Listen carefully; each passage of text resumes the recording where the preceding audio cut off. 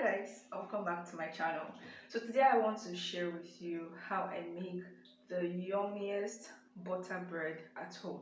The ingredients for this recipe are quite simple. Here I have 4 teaspoons of active dry yeast, 1 teaspoon of salt, 6 tablespoons of sugar, 6 tablespoons of butter, 5 cups of all-purpose flour, and lastly 1.5 cups of water.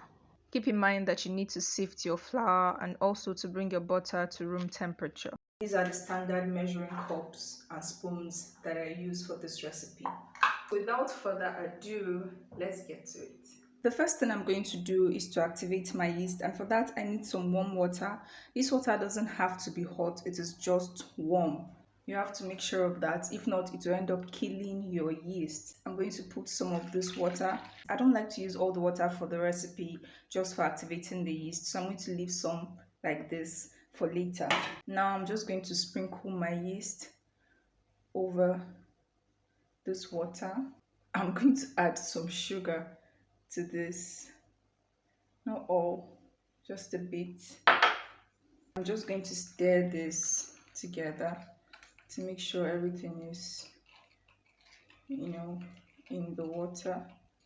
Now I'm just going to set this aside somewhere warm and dry, like in my microwave, for about 10 minutes.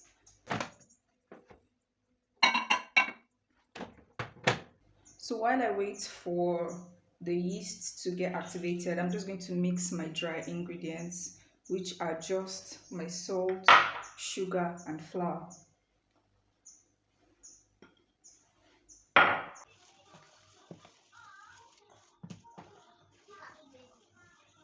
I'll set this aside now and go on to butter my baking pan.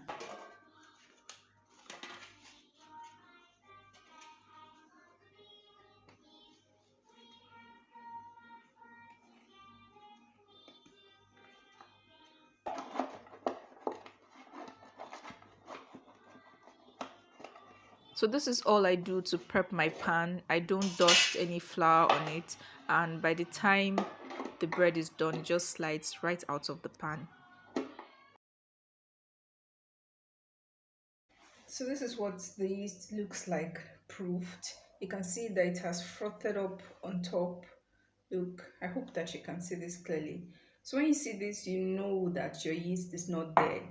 It is active and you can go on to bake with it. So let's proceed. Remember that we already combined all the dry ingredients. Is to add this yeast into my dry ingredients.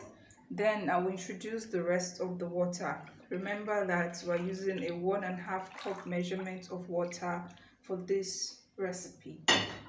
I should mention that I went on to add 3 more tablespoons of water when this combination looked too dry. Right now I'm just trying to incorporate the wet ingredients into the dry before I transfer onto the surface to knead proper.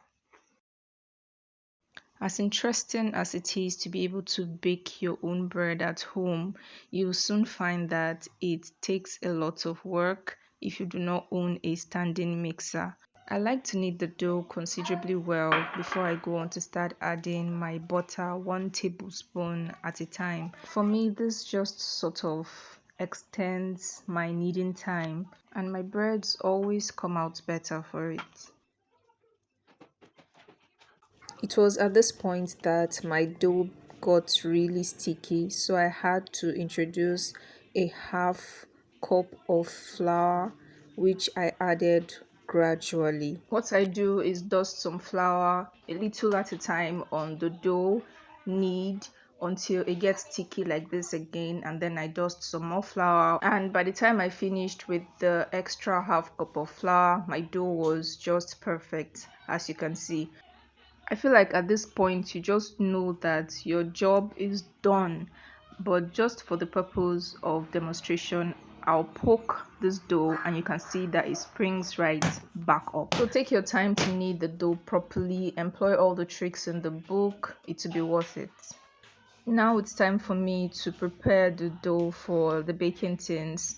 This measurement fits into 2 baking tins if you are using the size or the kind of tins that I use. For the first tin, I like to roll my dough into like 5 to 6 logs. Remember that you can sprinkle some flour if your dough gets too sticky, and it did. So I just sprinkled some flour. I'm gathering the dough together nicely, and then I use a rolling pin to flatten the dough. Then I start to roll it up from one end. So I just like roll and tuck it in, and you can see how I'm pressing the insides down so that there's like no space, and I'm also pressing the sides, tucking the sides in also, so it's all like compact and together. You just want to flatten the ends onto the body of the dough and place it seam side down in your baking tin. And for the second dough, I just like to roll it into one big log. Now it's time to proof the dough, and I'm just going to cover it and allow it sit in a warm place. The dough has been rising for about 1 hour now, so let me check what it looks like. And by this time, your oven should have been preheating for about 20 minutes. What you want to see is your dough risen beautifully like this, and there's no reason it shouldn't if you proofed your yeast and made sure that it was active in the first place, and also if you put this in a warm place for long enough. At this point, it's straight to the oven. I baked for about 30 minutes at medium to high temperature, but if you do not like your bread browned, 20 minutes should be enough time to bake this bread. And just like that, you would have baked the softest butter bread at home. While it's still hot, just go on to brush some butter on the surface and enjoy. There are tons of bread recipes on the internet, but I'm hooked on this one, and it must be because one, the ingredients are basic. It saves me some time because I do not have to double proof, and also because of just how yummy it is. It reminds me of the local bread they used to supply to us in the hostels when I was in school. It's the kind of bread you can just squeeze 2 or 3 balls of akara in between, you understand, if you're Nigerian. But I like to enjoy mine with some eggs and a tall glass of tea, or should I say cup of tea now. Thank you so much for watching this video, guys. If you found it helpful, don't forget to give it a thumbs up, leave me a comment. Please share this video with people you think it might be helpful to, and remember that to be a part of this community, all you need to do is hit the subscribe button. Until I see you guys in another video, take care and try this recipe out. Bye.